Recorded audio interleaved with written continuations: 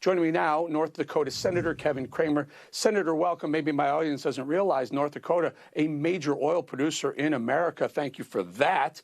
But let's talk a little bit about what President Biden is now saying. He's going to release 180 million barrels of the, I don't know, around 650 million barrels left in Strategic Petroleum Reserve.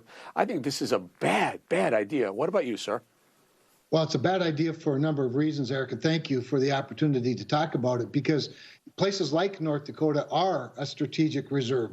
Just allow the innovators and the entrepreneurs to drill it and produce it, and you'll bring the supply up and you'll bring the price down without having to tap into what's supposed to be an emergency reserve in the Strategic Petroleum Reserve. And as you know, Eric, a lot of that reserve was purchased by Donald Trump for darn near nothing.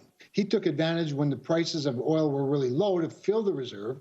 And now the emergency that they're tapping or that they're claiming is not really an emergency. It's certainly a problem and it's a crisis, but it's not an emergency. And we should save the reserve for emergencies and use the untapped reserves of the Bakken and the Permian and other major oil producing areas of the United States. And we can do that with some regulatory relief and right capital signals.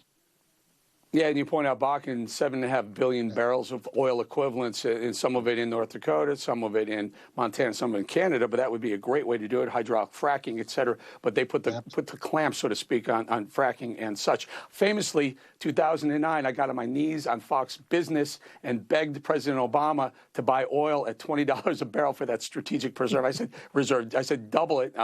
You can go back and Google that, folks, if you want to. He didn't listen, and now we're paying $120 a barrel. Sir, let's take a listen to Joe Biden earlier today, blaming the high price of gasoline on none other than one Vladimir Putin. Listen. But as I've said from the start, Putin's war is imposing a cost on America and our allies. Putin's price hike that Americans and our allies are feeling at the pump. And the reason for that is because of Putin's war. Putin's war, Putin's price hike, Putin's war, Putin. Senator, gasoline was up $1.60 from a year ago prior to the month or 5 weeks ago prior to the Putin's war, as he called it. And you can't blame all that on Putin anyway. So vast majority of the price hike in gasoline is Biden's fault, not Putin's, right?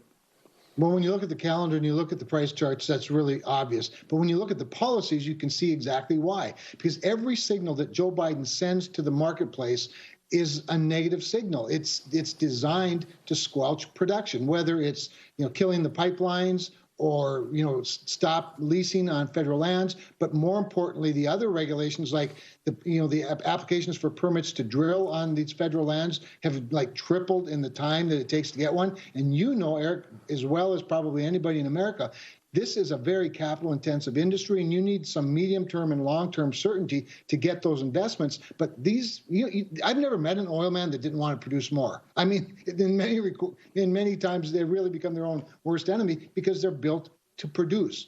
And you give them the right market signals, price signals. And by the way, they'll produce it a lot cleaner than Vladimir Putin is producing it. And that means that they'll bring down greenhouse gas emissions globally by producing more in the United States and making it available to our allies and our customers. And millions of high-paying jobs, nonetheless, too. Also, another factor in that. Senator Kevin Cramer, North Dakota Senator.